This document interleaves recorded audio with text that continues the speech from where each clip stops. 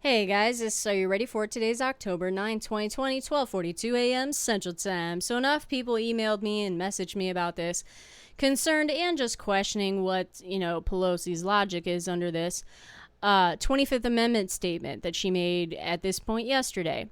During her daily press conference, she said something about, well, we're going to be talking about the 25th Amendment tomorrow. Come back and you'll know about it, like a teaser, right? Like, who cares? And then, of course, the press pressed her on it, and she's, I don't want to talk about it. Come back tomorrow. Well, from what I understand, I already addressed this on Patreon a few hours ago. From what I understand, she's going to be, and I'm going to show you what's currently out there, putting out legislation with Jamie Raskin. Jamie Raskin is from Maryland. He's a Democrat. He is a huge anti-Trumper. He is so obnoxious. And beyond the fact that he has anything to do with Trump, his opinion, he is sincerely one of the dumbest people in Congress. He is not only obnoxious, most of the legislation that he puts out, and I shouldn't say most, like 95% of the legislation he puts out has absolutely no place to go. Doesn't even have a chance, a chance of passing. They're all political statements. He hops on bills that are political statements. I'm not even sure why the hell Jamie Raskin is in the House of Representatives. He's obnoxious during his hearings that he has, committee hearings that he's part of. He asks the most non-germane to the topic. He degrades and demeans the people in front of him that he's asking the questions to. Anytime it's a Democrat positive person that they are talking to in the hearing, he often will praise them to death. It's just, he's such a dumbass. I can't stand him. So that's who Pelosi has chosen to introduce a bill with. Now, that's what this what do they call it? Scuttlebug is, okay? If she's going to, as she says, have an arrow in her quiver, she's got many of them. Like, if there's some special magical arrow from fucking Harry Potter that she's got in her quiver, okay, that is not legislation, that would have nothing to do with the Senate, then it would be fairly interesting. This is not interesting, okay? If she introduces a bill that I'm about to read to you, which Jamie Raskin came out with last Congress, it's supposedly similar to this, except for with some additions to it, whichever they are. Okay? It has no chance of going anywhere. Zero. It has no chance of going anywhere. The only concern, okay, is if they decide to reintroduce this after this Congress ends. This Congress ends December 31st, 2020, midnight. The next Congress, 117th Congress, comes in January 3rd, 2021, which means the entire House is up for election this year, November 3rd. There's going to be a bunch of people sitting in that hall that have lost their races. Okay, so they're going to be sitting there, and they're going to be what's called lame ducks. Okay, so they are going to be acting and auditioning for their next position, whichever they're going after. So they may get a little unruly, okay? And the House could be kind of entertaining coming after November 3rd. I don't know, just due to the environment we live in. So they will not necessarily go along with Pelosi's agenda. They may give Pelosi the big fucking middle finger and say, fuck you, I'm auditioning for some shit back home. Like, I want nothing to do with you. And if they really want nothing to do with her, they could really push her off a ledge and be like, don't even talk to me. I hate you. And then walk away. So it could be very interesting. The chances of this passing, the bill that they're going to introduce today, is zero. Okay? I highly doubt there's enough moderate Democrats in the House that would fly with this. Because, hey, everyone's up for fucking re-election or election, I should say, in some instances.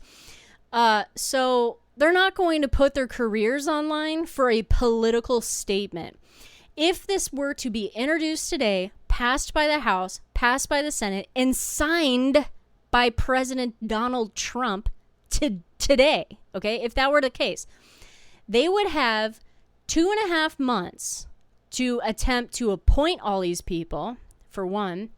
I don't even think it would necessarily be even possible to go through this process because it wouldn't follow the way Jamie has it written, which again, this could be a little different coming out today. But beside the point, they'd have to have all the time to appoint these people. They'd have to invoke a resolution in Congress, in both houses or in both chambers, okay?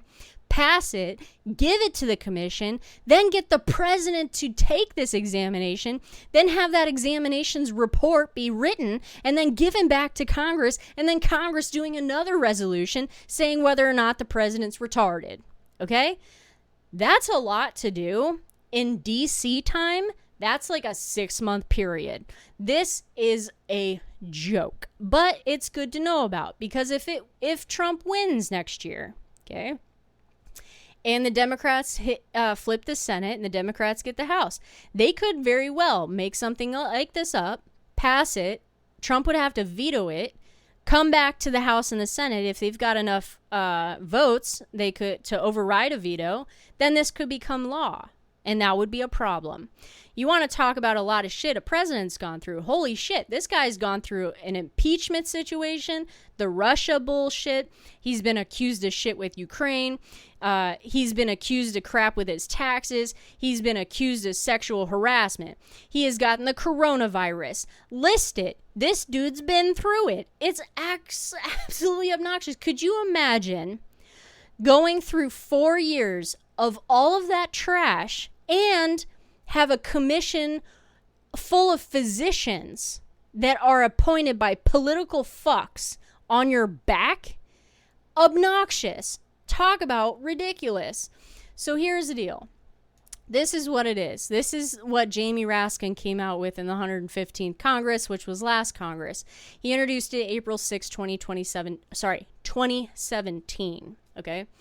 Again, it's going to be similar to this bill, so I'm told. Jamie Raskin is from Maryland. He's a Democrat. This went nowhere. It was referred to the subcommittee on the Constitution and Civil Justice, and then it died in 2018. So what does this do? It's actually quite entertaining. Oversight Commission on Presidential Capacity Act. It creates a commission that in this act, okay, and this is who's appointed to it. Ugh, good times. I'm going to use current names as if this were to actually pass tomorrow or today, or I should say today. Today's Friday. If it were to pass today, these are the people that would be appointing people to this commission. There's 11 members. Senate Majority Leader Mitch McConnell would appoint 2 members. Minority Leader of the Senate Schumer would appoint 2 members. Speaker of the House Pelosi would appoint 2 members. Minority Leader of the House, Kevin McCarthy, would appoint 2 members. Then 2 members, one of whom is appointed jointly by 2 appointing individuals under paragraph 1 through 4, who are members of a caucus with the Democratic Party. That means these are going to be party affiliation appointments on top of what I just said, individual party affiliation appointments. Then it says, each of whom who has served as president, vice president, secretary of state, attorney general, secretary of treasury, secretary of defense, or surgeon general. 1 member to serve as the chair of the commission, appointed by a simple majority vote of the 10 members appointed under paragraph 1 through 5. Okay? So the 10 members that I just listed off appoints the chair, whoever that would be, because it's outside of those 10 people. This is where it gets fun, right? Each member appointed to the commission under paragraphs 1 through 4, which I just read under subsection A, shall be a physician. Each member, every member, except for maybe the commissioner. I'll have to check. It might go down a little further. Oh, wait. No, it's in there. Of the 2 members appointed by each individual under such paragraph, 1 shall be a physician with a specialty in psychiatry. The chair shall be either a physician or an individual appointment under paragraph 5 of subsection A, or both. So the chair may not even be a physician. So you're talking about 10 physicians, okay, 5 of which have to be have to have a specialty in psychiatry. Okay, that's what this commission is composed of. A member appointed under subsection A may not, at the time the member is appointed or serving as a member of commission, be elected to federal, state, or local office, be an employee of the Postal Service, member of the armed forces, including reserve components thereof. Physician defined means a doctor of medicine. And then it goes into when it starts, and this is the thing. In here, and it tells you they're going to be here for 4 years. It's a term of 4 years. They take office, it says in here,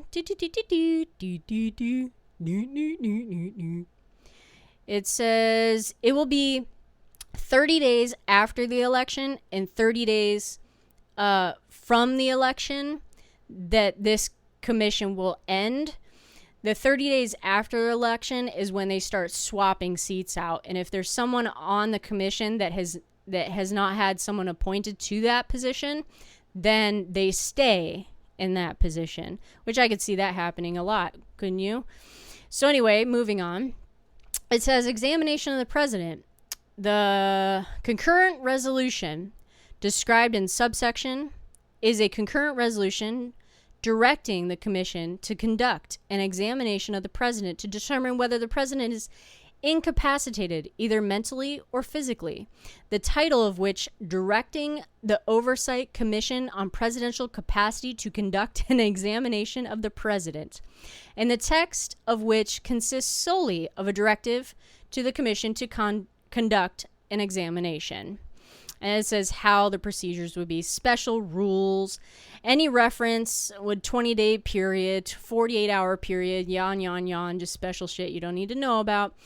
And then it says, not later than 72 hours after the adoption of by Congress a concurrent resolution described in subsection A, commission shall conduct the examination under such subsection. So within 3 days after Congress passes a concurrent resolution, this commission has to examine the president. It gets better. B is my favorite.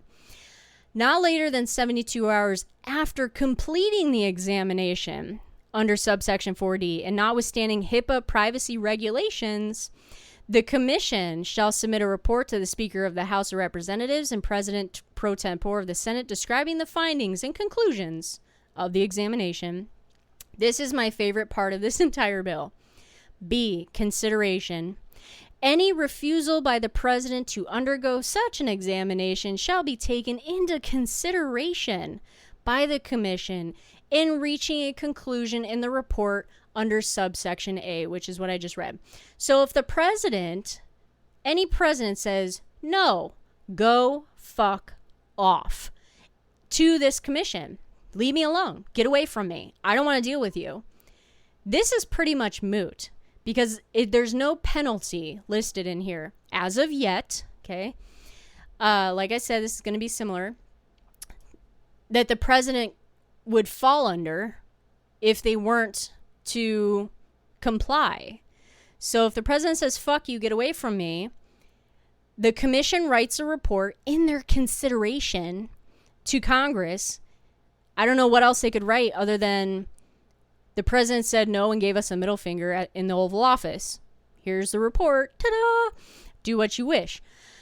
Because they can't observe him from a distance like fucking people that are on the mainstream media, that are doctors, supposed doctors, that are observing him from a distance and saying, oh, he is so mentally capacitated. It is just obnoxious. He's crazy. He's got this. He's got that.